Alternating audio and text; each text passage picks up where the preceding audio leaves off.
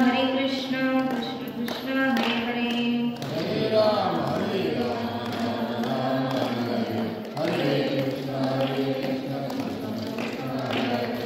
हरे राम राम राम हरे हरे हरे कृष्ण कृष्ण कृष्ण हरे हरे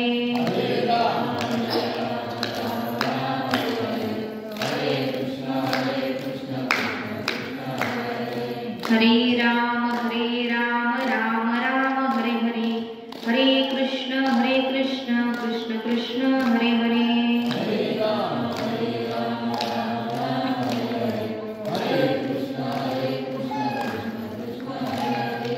बोला पुंडलिक वरदाहरी विठ्ठल श्री ज्ञानदेव तुकाराम पंढरीनाथ भगवान की जय माऊली ज्ञानेश्वर महाराज की जय श्री संत जगद्गुरु तुकाराम महाराज की जय बोलो रे भाई सब संतन की जय महायोग पीठे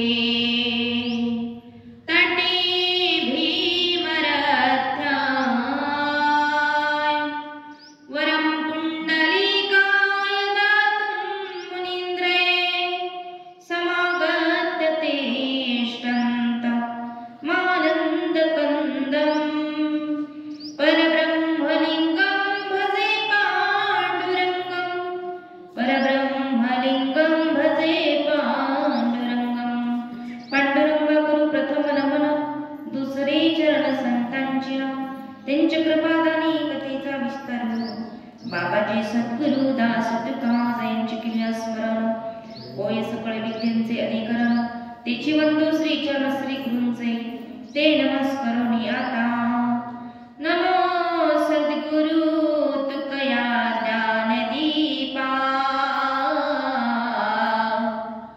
नमो सद्गुरु सच्चिदानंद रूपा नमो सद्गुरु भक्त कल्याण मूर्ती नमो सद्गुरु भास्करा पूर्ण कीर्ती कलावद्य जियो धरावतारम् कलाकं कतेजोदिकामोदिवक्त्रम् कलानीशवादापनोदारदक्षम् समाधिस्थमूर्तिं भजे ज्ञानदेवम् शिवभोळा चक्रवर्ती त्याचे पाय माझे चित्ती वाची वदता शिवनाम तयानवादी क्रोधकाम सकळ तीर्थाची धुरे जिये का माता पितरे तया सेवेसे कीर शरीरे लोन कीजे हे दुःख भंजन मारुती नंदन हे दुःख भंजन मारुती नंदन सुन लो मेरी पुकार पवन सुत विनती बारंबार पवन सुत विनती बारंबार अष्ट सिद्धि नवनिधि के दाता दुखियों के तुम भाग्य विधाता दुखियों के तुम भाग्य विधाता सिया राम के काज सवारे मेरा कर उद्धार पवन सुत विनती बारंबार पवन सुत विनती बारंबार प्रस्तुत प्राप्त प्रसंगी प्राप्त स्थळी आज या ठिकाणी शेरणखिल या गावामध्ये कैलासवासी सौभाग्यवती इंदुबाई सुरेबान कासार गेले 10 दिवसापूर्वी आपले गाव सोडून जग सोडून गेले आणि त्यांच्या असणारा हा दशक्रिया विधी आहे. आणि आजच्या दशक्रिया विधीची प्रवचन सेवा या मातोश्रींचे असणारे सुपुत्र उपसरपंच यांच्या वतीनं ही सेवा माझ्या वाट्याला आली.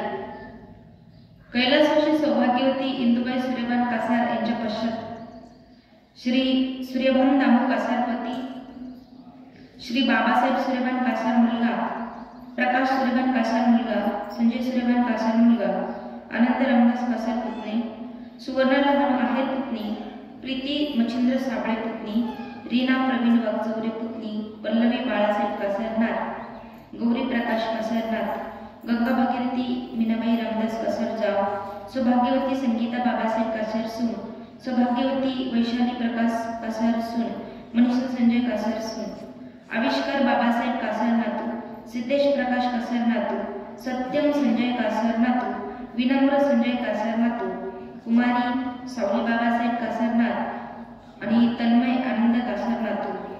असं असणारं एकूण या मातोश्रींचं असणारं हे कुटुंब आहे. आणि गेले 10 दिवस झालेत या वातावरणाचा असणारा हा दशक्रिया विधी आहे. आणि या दशक्रिया विधीच्या प्रवचन सेवेकरता जी ओवी निवडली ती आहे, सकळ तीर्थाचे धुरे जे एका माता पितरे तया सेवेसे किर शरीरे लोन कीजे. ओवीचा अर्थ सांगूनच मगच प्रवचनाला सुरुवात करणार आहे. कारण कोणताही प्रवचनकार असो, कीर्तनकार असो, त्यानं कीर्तनासाठी जो अभंग निवडला किंवा प्रवचनासाठी जी ओवी श्लोक निवडली त्याचा अर्थ हा सांगूनच सेवेला सुरुवात करायची. हा एक वारकरी संप्रदायाचा नियम आहे. ओवी आहे 17व्या अध्यायातील 207 क्रमांकाची ज्ञानेश्वरीची. या ओवीमध्ये माझ्या माऊली भावविष्णू ज्ञानोबरायांनी सांगितलं, सकल तीर्थाचे धुरे जे का माता पितरे. माऊली सांगतात जगामध्ये सगळ्यात मोठं जर तीर्थक्षेत्र कोणतं असेल तर ती फक्त जन्म देणारी आई आणि बाप आहे. आई बापापेक्षा कोणताच देव मोठा नाही. आणि म्हणून त्या आई बापाची देव समजून आपण शेवटपर्यंत सेवा करावी. का तर त्यांच्या आपल्यावरती अनंत उपकार आहेत. म्हणून या आईच्या आपल्यावरती अनंत उपकार. या आईनं मुलामुलींना जन्म दिला, लहानाचं मोठं केलं आणि आज ही आईच जगामधून निघून गेली. आई गेल्यावर कुणाला दुःख होणार नाही, बाप गेल्यावर कुणाला दुःख होणार नाही. प्रत्येकाला होतं दुःख, कारण ती आपली आई का आपला बाप आहे. पण माऊली सांगतात तुम्हाला सगळ्या जगातलं मोठं जर देवस्थान बघायचं असेल, सगळ्यात मोठा देव बघायचा असेल तर तो काशीला भेटत नाही, तो पंढरपूरला सुद्धा भेटत नाही, तो आरतीलाही भेटत नाही. तो भेटतो तुमच्याच घरात, तुमच्या आई बापाच्या रूपामध्ये.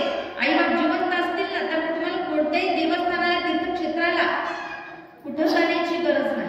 म्हणून माऊली म्हणतात सगळ्या जगामध्ये तीर्थ पवित्र आहे ते म्हणजे जन्म देणारे आई आणि बाप. म्हणून माऊली म्हणतात सकल तीर्थाचे धुरे जे का माता पितरे. एक आई आणि दुसरा आहे. तया सेवेसे किर शरीरे लोन कीजे. याचा अर्थ असा, माऊली आयुर्वेदातला शब्द वापरतात. लोन म्हणजे इंग्रजी शब्द आपल्या आयुर्वेदातला लोन, बरोबर ना ताई? लोन म्हणजे कर्ज, बरोबर की? पण त्या लोनला आयुर्वेदामध्ये लोन म्हणजे मीठ. काय म्हणजे लोन म्हणजे काय? मीठ.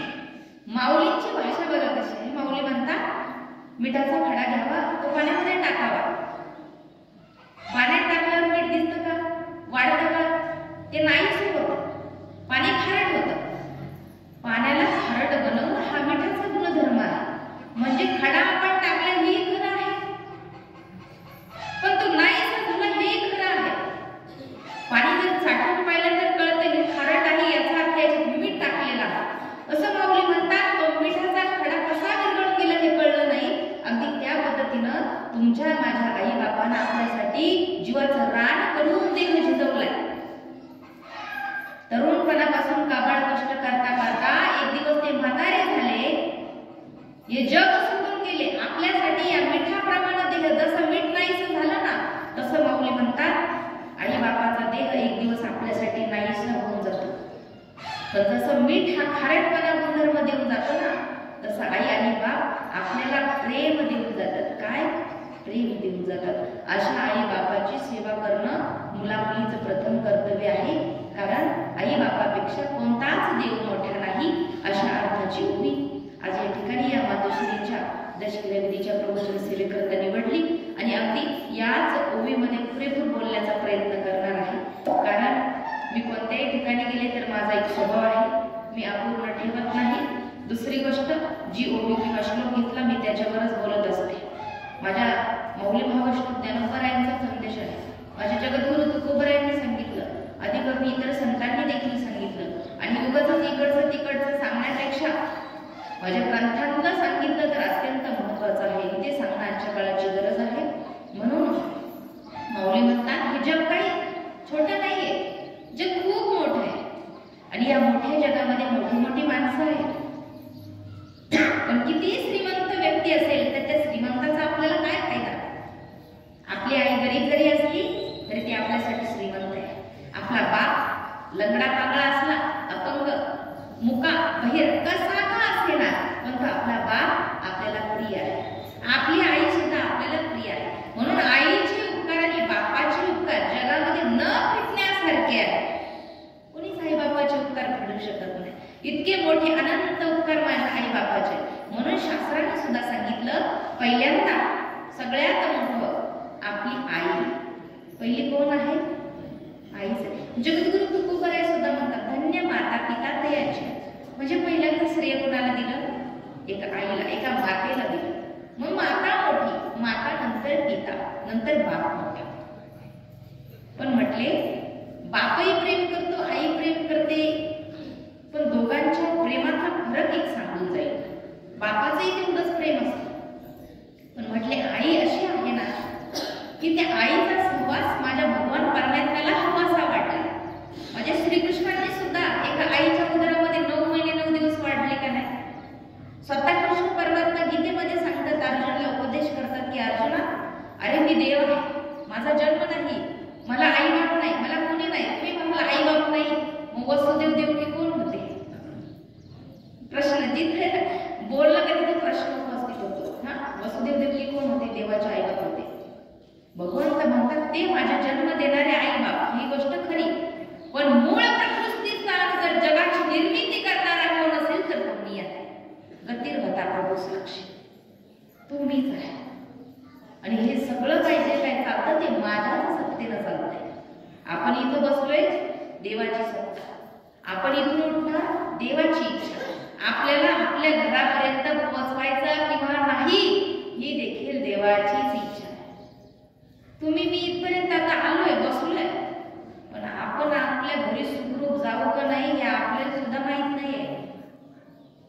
म्हणून प्रमाण सांगितलं जातं, चाले हे शरीर कोणाची आसते, चाले हे शरीर कोणाची आसते, कोण बोलवीते हरी वीण, कोण बोलवीते हरी वीण, देखवी ऐकवी एक नारायण, देखवी ऐकवी एक नारायण. चाले हे शरीर कुणाचे? हे शरीर कुणाच्या सत्तेनं चालतात? माझ्या भगवंताच्या. कोण बोलविते हरिविन? आता मी बोलते हे मी बोलत नाही, हे माझं काहीच नाहीये. प्रत्येकाच्या जिभेवरती सरस्वतीचा वास आहे. जे काय बोलतो ते परमेश्वराच्या इच्छेने माणूस बोलत असतो. इथं आपलं असं कधीच म्हणायचं नाही हे माझं ते माझं. आणि जर आपलं असतं तर ठेवून गेलो असतं का नाही? अहो आपण काहीच नाही सोबत घेऊन जात. आपण सगळं ठेवल्या ठिकाणी इथंच राहणार आहे. फक्त आहे तोपर्यंत हे माझं ते माझं ते माझं ते माझं, मेलं तर काहीच आपलं नाही. आणि असतं तर आपण थोडं तरी घेऊन गेलो असतं का नाही? अहो कापळाच्या रुपया सोबत येत नाही, बाकीची आपली संपत्ती इस्टेट कोणतं येणार आहे का सोबत? हे सत्य मानवी जीवनाचं. फक्त आहे तोपर्यंत उपजीविका आहे, आपलं पोट पाणी आहे, त्याच्यासाठी आपल्याला प्रत्येक गोष्टीची गरज आहे. पण अंतकाळ का एकदा आला आणि एकदा मृत्यू झाला, मग मात्र आपलं काहीच नाही. जे लोक आपण घरी जात नाही म्हणून आपल्याला 3-3 वेळा फोन करतात, कुठपर्यंत आले, कुठपर्यंत आले, कुठपर्यंत आले, पण येता का श्वासच बंद होऊ द्या, आपल्याला कोणी कॉल करेन का? आपल्याला शेवटचा निरोप स्मशानभूमीत दे ना, आणि तिथं पुन्हा तुझा माझा संबंध नाही, पुन्हा जातो का माणूस तिथं? नाही जात. विनाकारण गर्दी करण्याचे ठिकाणच नाहीये ते.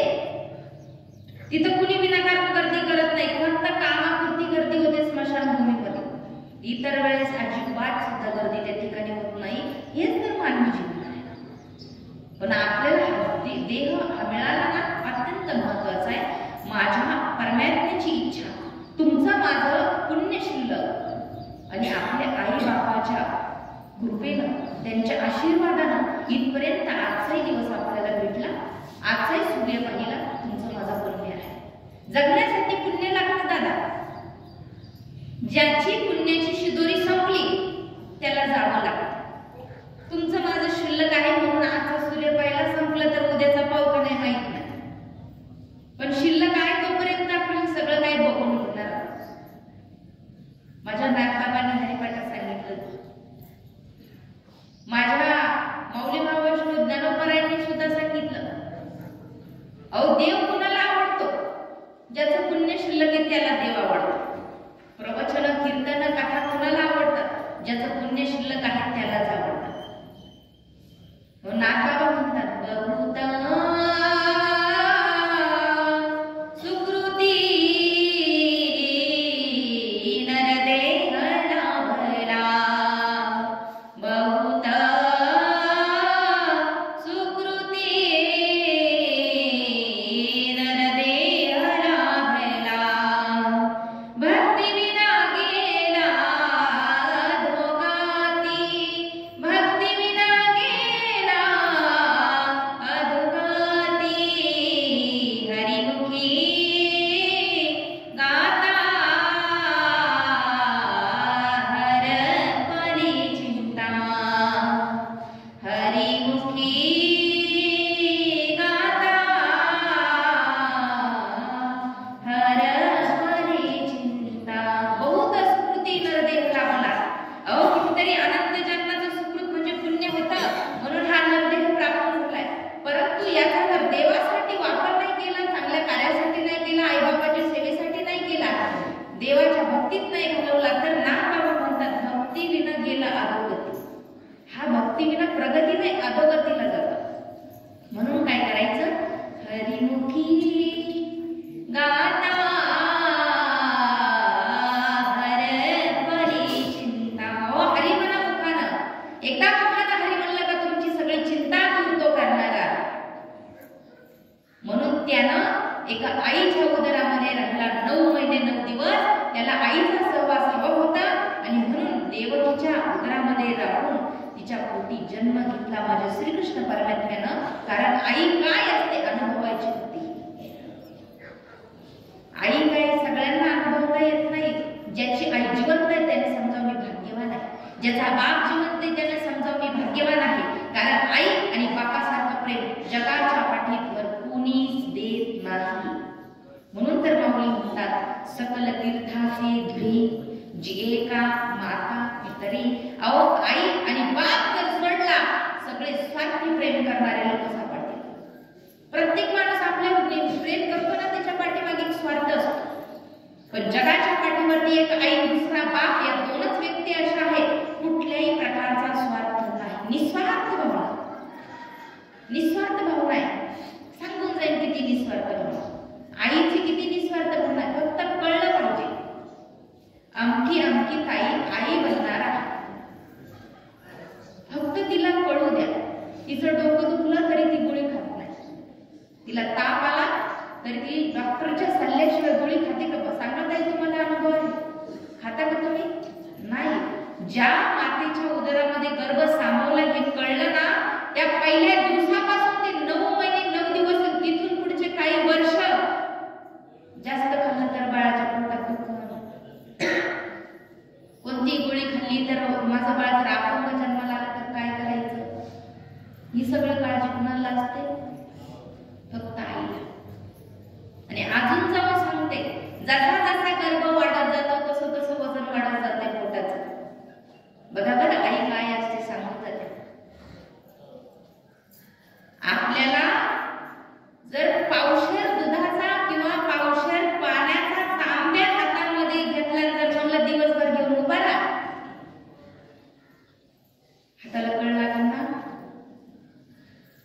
साधा पावशर काय हातपाऊ पाणी जरी हातात ठेवलं तरी आपल्याला कळ लागल ज्या माऊलीनं 9 महिने 9 दिवस दगडासारखं ओझं पोटात ठेवलं तिला ती कधी म्हणली का माझ्या पोटाला कळ लागली? कोणती आई बसलेल्यापैकी आपली तुमची माझी बाबा आहे का आई अशी की ती आई म्हणली का अरे तुला 9 महिने 9 दिवस मी पोटात ठेवलं किती ओझं झालं तुझं? अशी कोणतीच आई आजपर्यंत म्हणली नाही. अहो ते ओझं तर जाऊ द्या, ज्या आईनं 1 वर्ष 2 वर्ष 3 वर्ष 4 वर्ष आपल्याला फुकट दूध पाजलं त्या आईनं कोणत्या लेकरांना 1-1 लिटर दुधाचे पैसे मागितले सांगा? किती लिटर आपण आईचं दूध पिलं असतं? ज्या आईनं तिचे रक्ताचे 2 थेंब आपल्यासाठी आटून 1 दुधाचा थेंब तयार केला त्या आईचे आपल्यावरती अनंत उपकार आहे. म्हणून माझ्या माऊली म्हणतात सकल तीर्थाचे दुरे जे का माता पितरे व आई श्रेष्ठ आहे. आई श्रेष्ठ आहे. स्वामी विवेकानंदांच्या बाबतीत सांगून जाईल आई काय. त्यांच्याकडे असं एक अनाथ लेकरू आलं आणि विचारलं महाराज अहो लहान असताना माझी आई गेली, माझा बाप गेला, मी अनाथ आहे, मला कोणाचा आधार नाही. पण मी बऱ्याच लोकांच्या तोंडून ऐकलंय आई आई आई आई खूप मोठी आहे, बाप खूप मोठा आहे, त्यांचे अनंत उपकार आहे. पण महाराज मला आई जात त्यांची आई म्हणजे काय सांगा ना महाराज, आई म्हणजे काय? बघा कसं उत्तर दिलं स्वामी विवेकानंद म्हटले बाळा एक काम कर की तुला सांगतो आई म्हणजे काय. फक्त एक काम करायचं, तू उद्या सकाळी माझ्याकडे मी सांगतो आई. आता उत्सुकता होती लेकराला आई म्हणजे काय आई म्हणजे काय. रात्रभर नीट झोप आली नाही, आंघोळ केली, सकाळीच महाराजांकडे बघा सांगा ना महाराज आई म्हणजे काय. ते म्हटले इकडे सांगतो तुला आई म्हणजे काय. त्या विवेकानंदांनी काय केलं, एक 5 किलोचा दगड तो एका फडक्यात बांधला आणि पोराला म्हणे ये इकडे सांगतो तुला आई म्हणजे काय.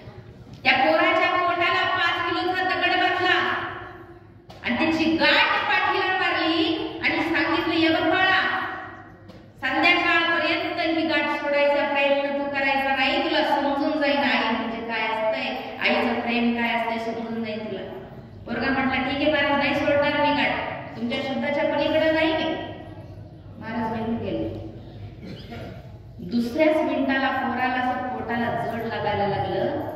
त्याला वाटायचं गाठ सोडावं काय, पण चालून कळ लागते म्हणून बसून पाहिलं तरी जड लागायचं, झोपून पाहिलं तरी जड लागायचं, चालायला गेलं तरी जड लागायचं. जिथं जाईल तिथं जड लागतंय, करायचं काय. कसा दिवस काढला महाराजांकडे आला म्हणे महाराज पहिली गाठ सोडा मला कळलं आई म्हणजे काय.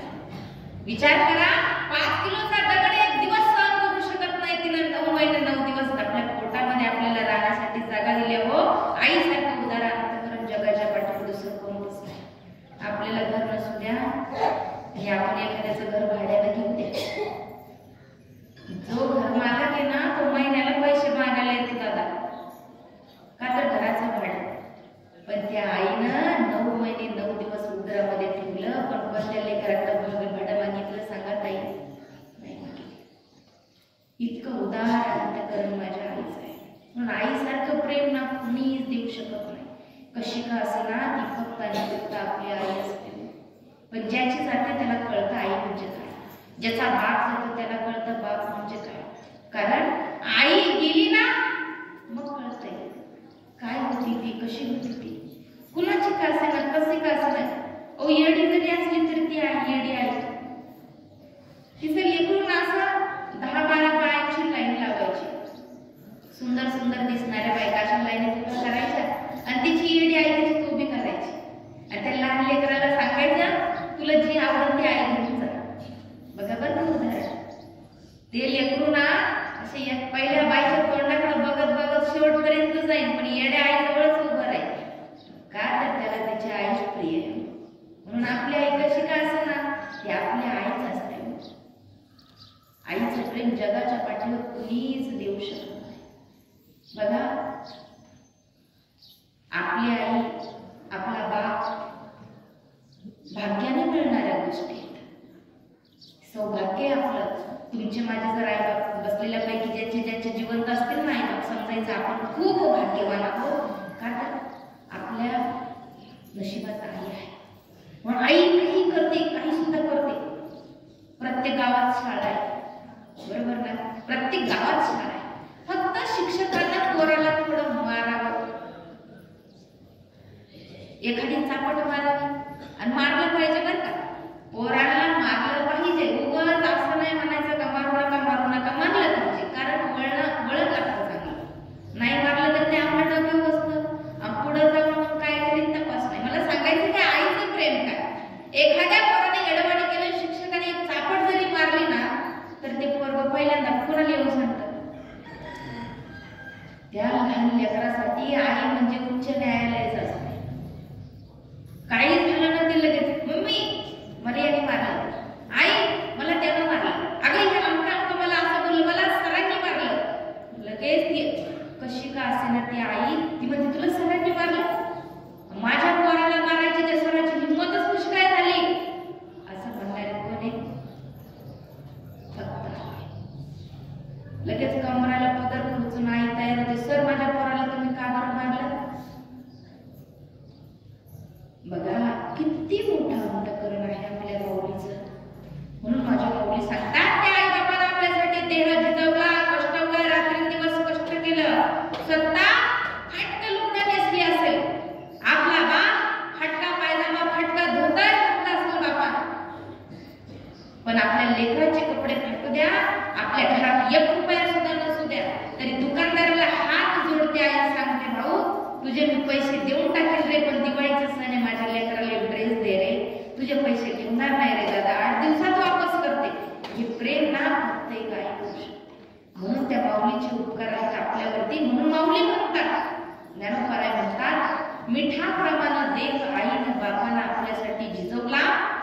त्या आई बापाच्या उपकाराची परतफेड शेवटपर्यंत माय बापांना फक्त जीव लावा. पैशाने आई बाप भेटत नाही, कुठं जा. आपलं शहरात केलंच काय, आपला अकोले तालुका, संगमनेर तालुका, आपला अहिल्यानगर जिल्हा, हे राष्ट्र, हे जग, जगाच्या पाठीवर कुठेही जा, आई आणि बाप तुम्हाला पैशानं भेटणार नाही, कारण ते भाग्याने मिळणारी गोष्ट आहे. म्हणून माझे जगद्गुरु तुकोबाराय म्हणतात, आईला फक्त एकच गोष्ट माहित आहे, माझ्या पोराचं चांगलं व्हावं.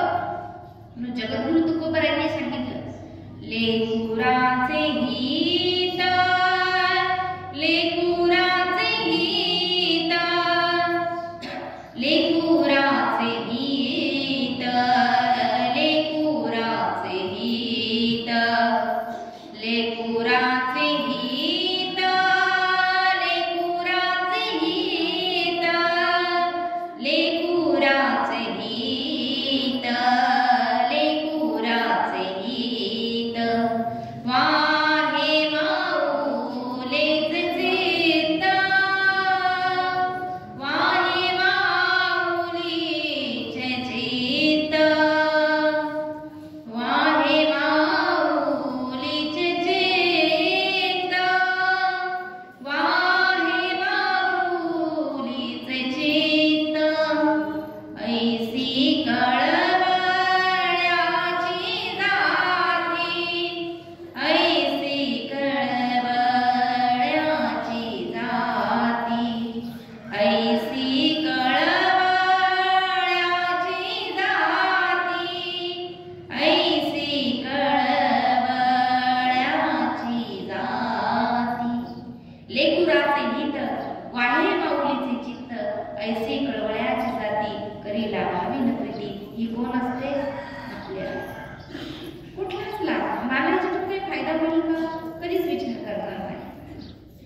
म्हणून एवढे उपकार आपल्या एका आईचे आणि बापाचे आपल्यावरती असेल, आणि त्या उपकाराच्या परतफेडासाठी त्यांची सेवा म्हणजे हातपाय दाबून बसायचं असं नाही.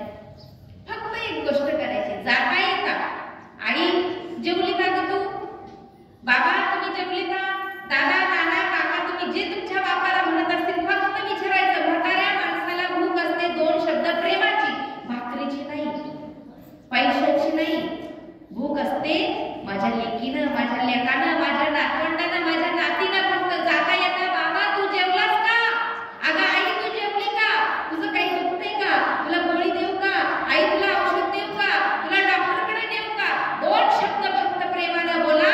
त्या माय बापाचं भाकरी विना पोट भरतं,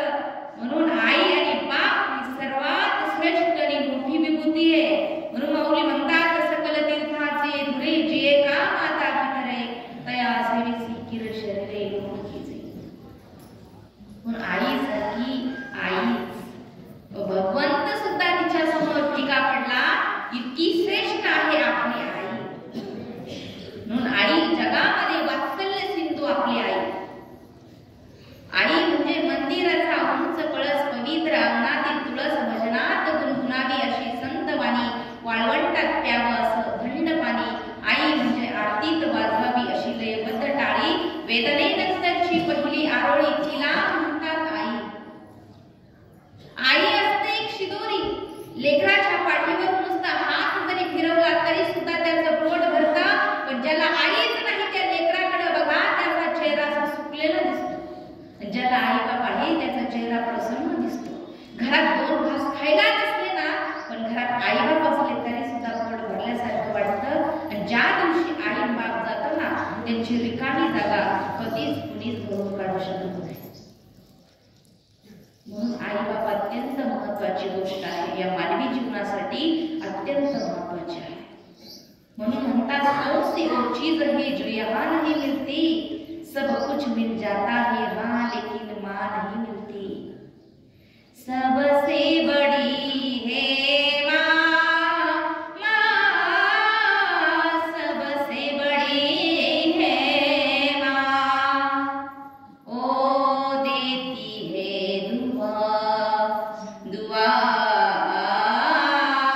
दुआ, ओ देती है दुआ. एकच माहित आहे आपल्या आईला. काय माहिती आपल्या आईला? माझ्या लेकराला आशीर्वाद दे. एवढी गोष्ट ती निस्वार्थपणे देते. कुठल्याही प्रकारचा स्वार्थ माझ्या आईच्या ठिकाणी माझ्या बाबाच्या ठिकाणी नसतो.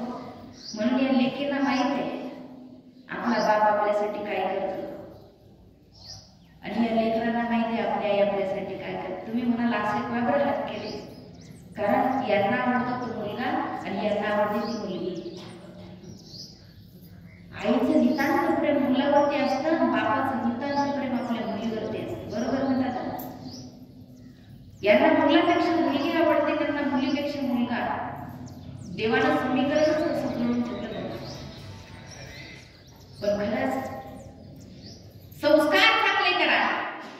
अहो पैशाला श्रीमंत भरपूर सापडतील, गाड्या घोड्यांवाले सापडतील, बंगल्यावाले सापडतील, नोकरी चाकरीवाले सापडतील, पण ज्या घरात आई बाप आहे ना, तो जगाच्या पाठीवर खरा श्रीमंत माणूस आहे. आपल्याकडे काहीच नसू द्या, घर राहायला नसू द्या, मी काय सांगत असते, आपल्याला राहायला घर नसू द्या, आपल्याकडे गाडी नसू द्या, नीट घालायला कपडे नसू द्या, 2 वेळेचं खायला अन्न नसू द्या, पण आपल्या घरात जर आई बाप असतील ना, समजायचं अरे मी जगाच्या पाठीवर श्रीमंत आहे, कारण माझ्याकडे आई आहे, माझ्याकडे बाप आहे. आणि आई बापा वाचून माणूस भिकारी असतो. आई म्हणोनी कोणी, आई सहाक मारी, ती हाक एकानी मज होई शोककारी. नोहीच हाक माते, आई कुणा कुटारी, आई कुणा म्हणू मी, आई घरी न दारी. ही न्यूनता सुखाची चित्ता सदा विदारी. स्वामी तिनी जगाचा, आई विना भिकारी. आई विना भिकारी. तिन्ही जगाचा स्वामी जरी असला तरी सुद्धा आई बापा वाचून माणूस भिकारी आहे. आपण किती श्रीमंत असेल ना, संस्काराला श्रीमंत व्हा, विचारांनी श्रीमंत व्हा. बाकीची संपत्ती प्रत्येक जण कमवतो, पण ती सोबत नेता येत नाही. तशी चांगल्या कर्माद्वारे मिळालेली संपत्ती सोबत नेता येते, आणि त्या संपत्तीचं नाव आहे पुण्य. म्हणून आई बाबाची सेवा केली पुण्य भेटतंय, देवाचं नामस्मरण केलं पुण्य भेटतंय, मानवता धर्म निभावला पुण्य भेटतंय, एकमेकाशी प्रेमाला बोललं पुण्य भेटतं, खोटं बोलल्यावर पाप भेटत नाही. मनामध्ये काय असावं ते मला असावं, दुसऱ्याचं वाटोळं हो अशी भावना ठेवली तर पाप भेटतंय. आई बाबाला घरातून खाकून काढलं पाप भेटतंय. आणि बरेचसे अवलादी असे सुद्धा म्हणतात काय केलं तू माझ्यासाठी. आई बाबाला म्हणतो काय केलं तू आमच्यासाठी. अरे त्यांनी किती खस्ता घालून खाल्ल्या, तुला लहानाचं मोठं केलं, जर हाताच्या पोटाप्रमाणे जपलं, काही नाही तर तुला जन्म देऊन आनंद उपकार तरी केला, तुला अंग खांद्यावर तरी खेळवलं ना. मग त्या आई बाबाचे किती उपकार असते सांगून जाईल बघा अगदी 2-3 मिनिटांमध्ये की आईचं प्रेम कसं असतं, काय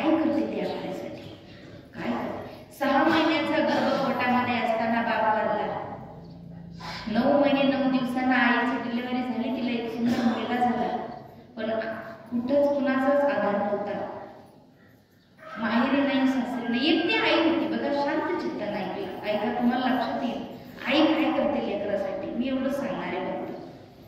त्या आईने 9 महिने 9 दिवस झाले प्रसूतीच्या काळात सहन केल्या आणि ती जगाच्या पाठीवरती सगळ्यात मोठं असंही अशा वेदना सहन करते. तेवढी एक कॅपॅसिटी देवाने तिला दिली, ती म्हणजे पुरुषापेक्षा सुद्धा जास्त ताकदवान ती स्त्री असते. एका मुलाला जन्म देणं सोपं नाही. एकतर बाळ नाही तर अंत, त्याला म्हणतात बाळांत. एकतर बाळ किंवा अंत. एवढी आपली आई आपल्यासाठी इतक्या वेदना सहन करते. म्हणून सुंदर एका मुलाला जन्म दिला. पाठीमागा आधार कुणाचा नाही. शरीरावरती असणारा नवरा गर्भ 6 महिन्याचा असताना जग सोडून गेला. ती आई त्या लेकराला अशी झुळीमध्ये टाकायची, झुळीत टाकायची आणि लोकांच्या बांधावर कामाला जायची. रडायला लागला का परत झुळीत पळत यायची, त्याला दूध पाजायची, परत खुरपायला सुरुवात करायची. आणि हे फक्त एकच होती म्हणजे आई. धुणं धुवायला गेली तरी ती झुळीकडे पळत येते. भांडे घासत बसली तरी तिला वाटतं बाई माझं लेकरं उठलं का काय, ते रडत असेल का काय. ही काळजी आईला किती काळजी बघा.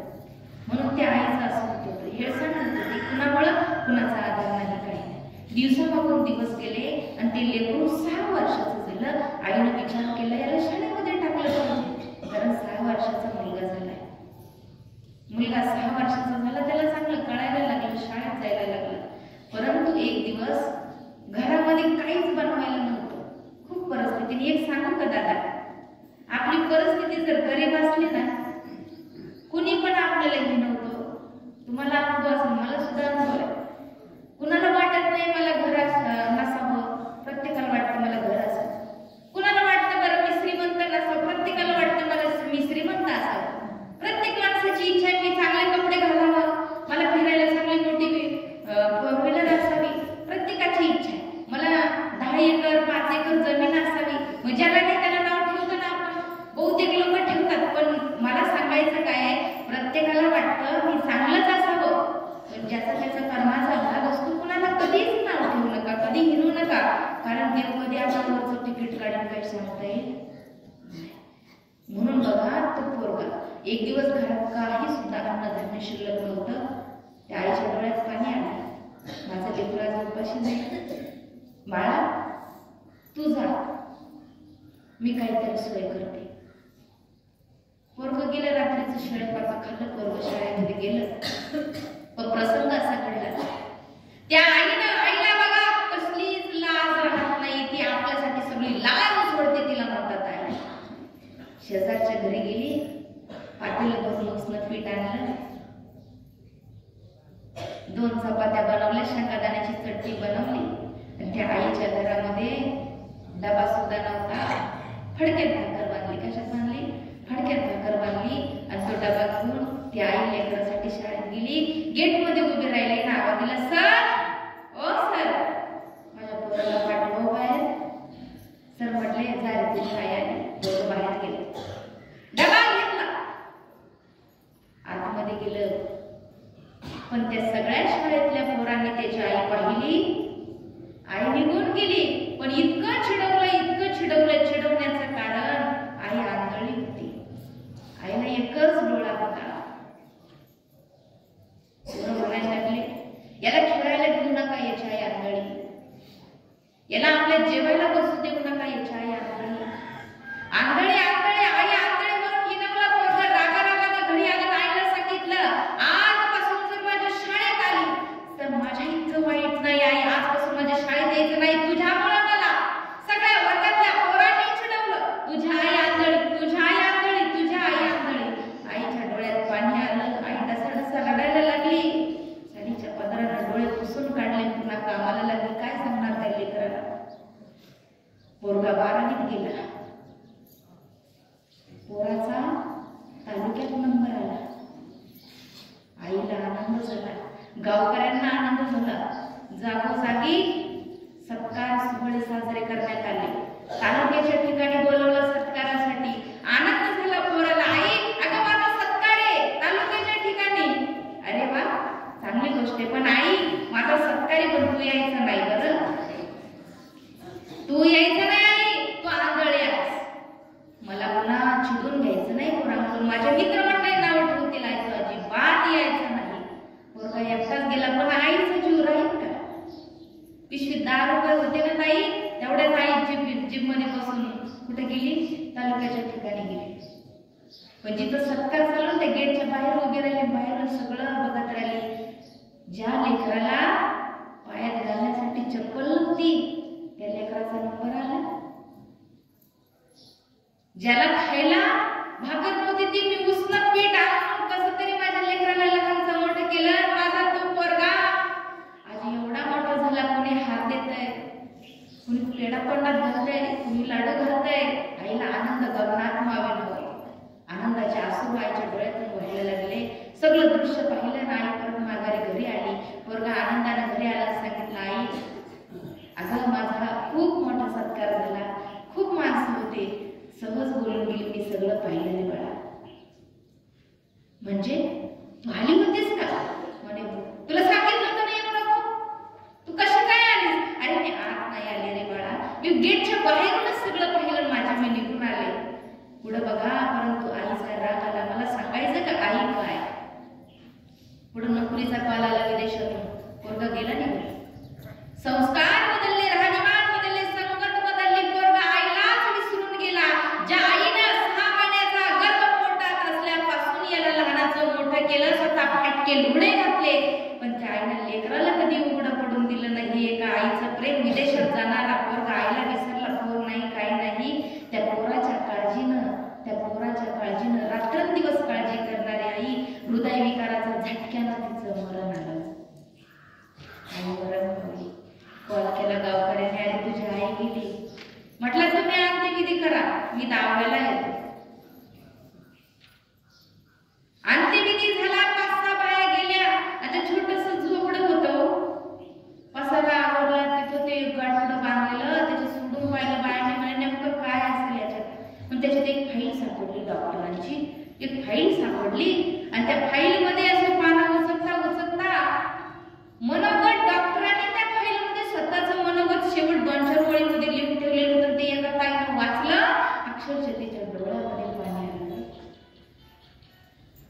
आणि तिने त्या बायांना सुद्धा दाखवलं हे काय आहे लिहिलेलं. आता काय होतं ते मी सांगते. 10व्याचा दिवस उजाडला. उद्या 10वा आहे. आदल्या दिवशी पोरगा आला.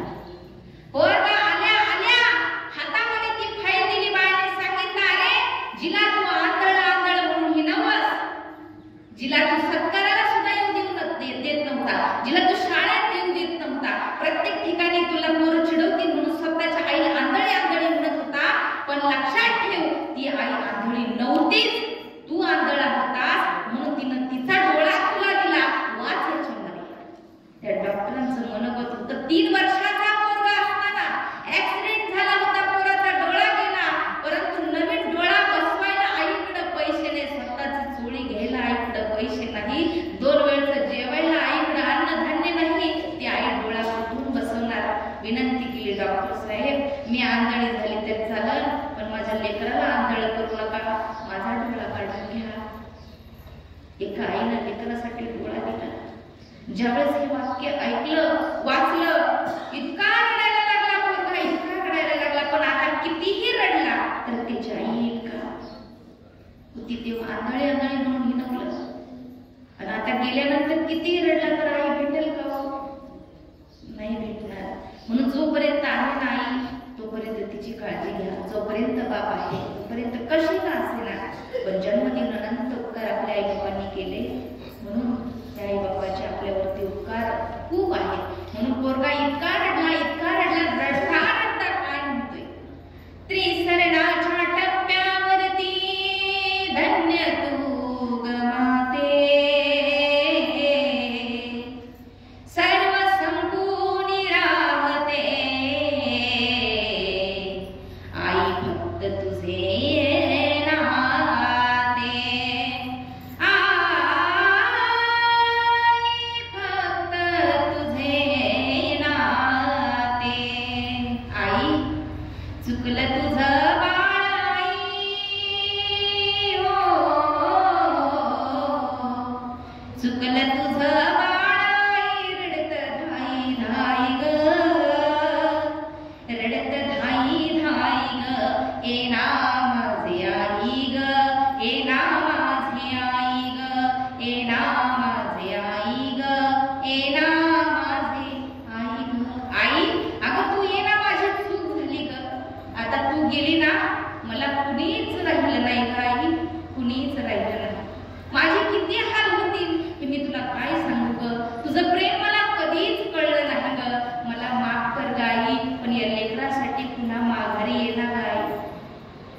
किती ग माझे हाल झाले सांगू मी कुणाला, सावली ती सोडून गेली पडलो मी उन्हाला, किती ग माझे हाल झाले सांगू मी कुणाला, सावली सोडून गेली पडलो मी उन्हाला, वासराला सोडून कुठं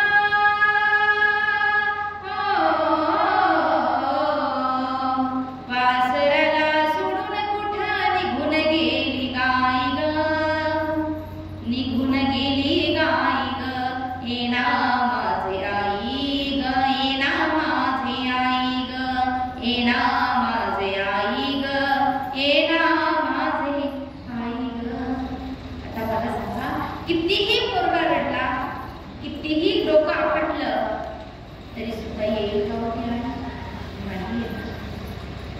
आई आहे तोपर्यंत तिला जीव लावा, बापाला प्रेम द्या, आई बाप समजून घ्या.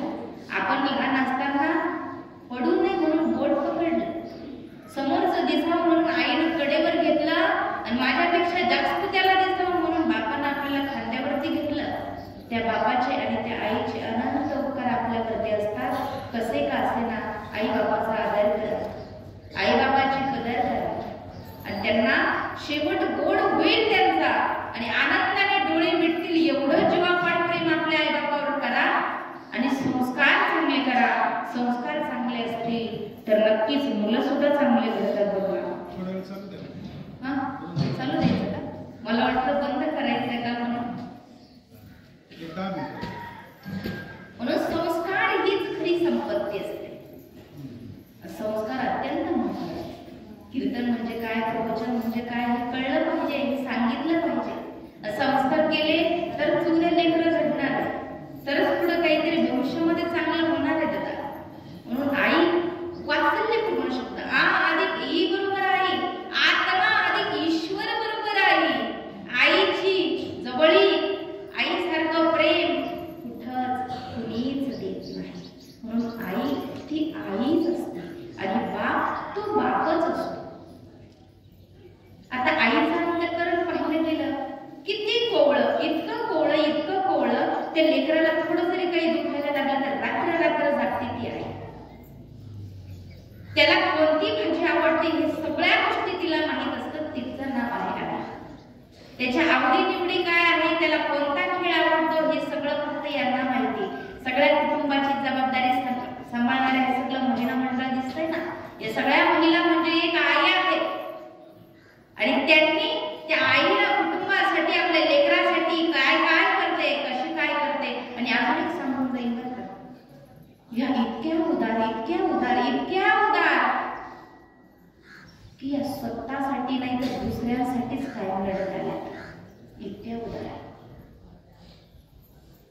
यांचं जर लग्न झालं काय केलं का सोबत,